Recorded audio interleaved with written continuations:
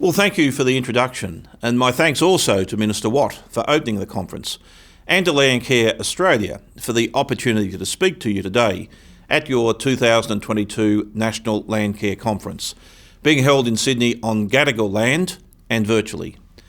As I'm speaking to you all from Canberra, I'd like to acknowledge the traditional custodians of the land, the Ngunnawal people, in their language. Daranuna, Daranunawal, Yangu, Nalamanyin, Dunamanyin, Ngunnawalwari, Dawawari, Dindi, Wangaralinjin Nin. This is Ngunnawal country. Today we are meeting together on Ngunnawal country. We acknowledge and pay respects to the elders. And I extend that recognition to the traditional custodians of lands right across Australia where our department work, where our colleagues live, and I acknowledge their continuing connection to land, sea, waters, environment and the community. I'd very much like to congratulate Landcare Australia for convening this year's preeminent National Landcare Conference.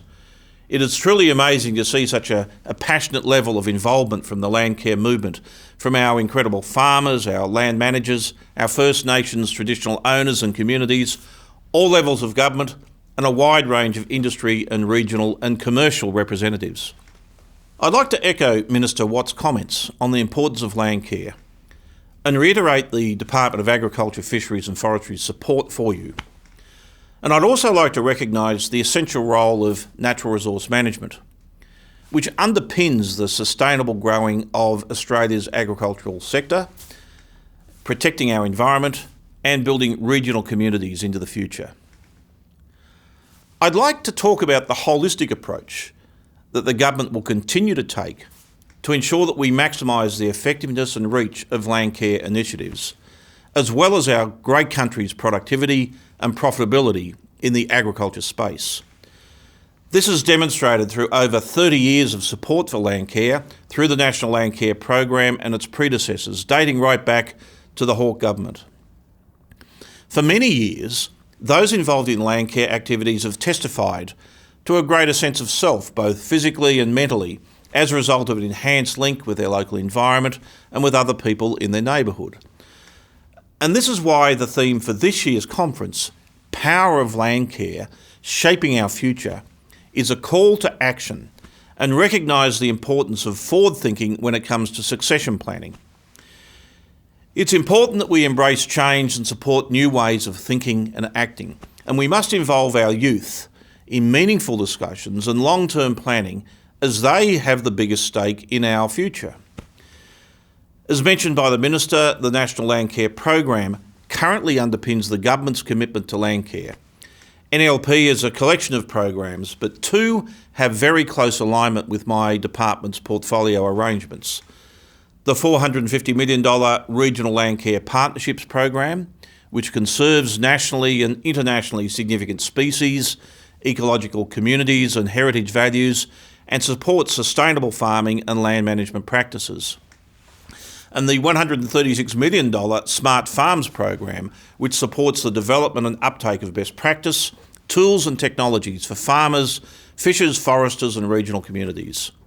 The program helps to improve the protection, resilience and capacities of soils, water and vegetation, underpinning successful communities and primary industries.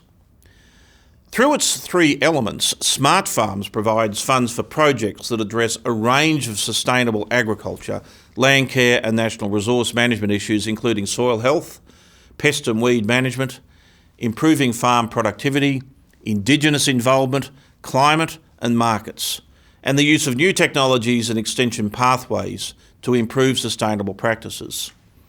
Projects cover a broad range of agricultural sectors including broadacre cropping, livestock, mixed farming, rangelands, marine, horticulture and sugar. We believe that the program has improved the capacity of food, fibre and forestry businesses to measure and to demonstrate their sustainability and green credentials along their supply chains and to develop innovative branding as part of access to new and growing markets.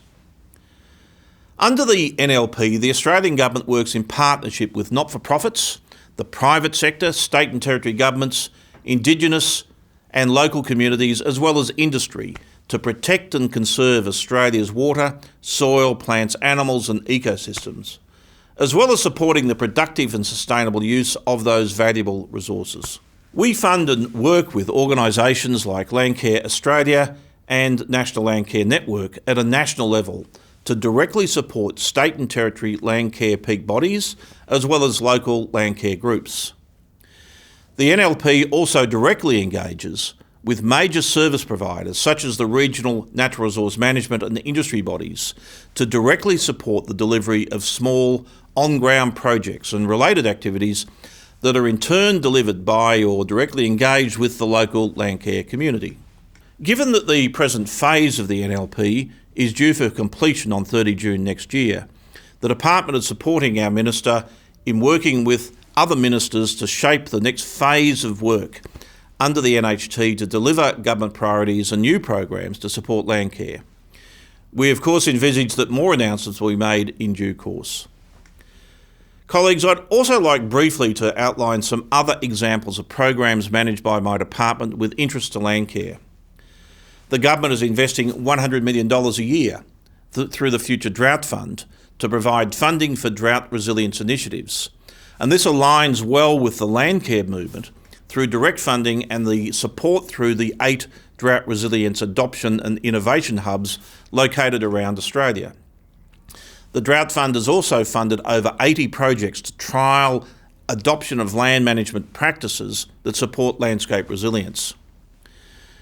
The National Soil Package is worth $214.9 million over 4 years, and it will implement the National Soil Strategy and the associated Commonwealth Interim Action Plan.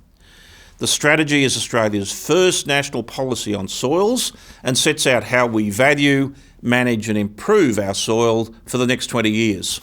It provides a unifying vision for action towards healthier soils. There are several programs which sit under this National Soil Package which have commenced implementation, including the Pilot Soil Monitoring and Incentives Program, the Soil Science Challenge grants, and the development of the Australian National Soil Information System. To close, I'd like to offer my congratulations to all of the finalists in the 2022 National Landcare Awards, including the Australian Government Individual Landcarer Award, the Landcare Farming Award, the Partnerships for Landcare Award, and of course the coveted Bob Hawke Landcare Award. Congratulations in advance to the winners of these important awards, and we're all eagerly awaiting the announcements at this evening's gala dinner. And I'd like to reiterate my thanks to our Minister, Senator Murray Watt, for formally opening the conference and speaking about the history and importance of landcare. And again, thank you for the opportunity to speak, and once again I congratulate all of you and Landcare Australia for holding this conference and bringing you together from around this great country of ours. Good luck with your deliberations, and I look forward to hearing the outcomes in due course.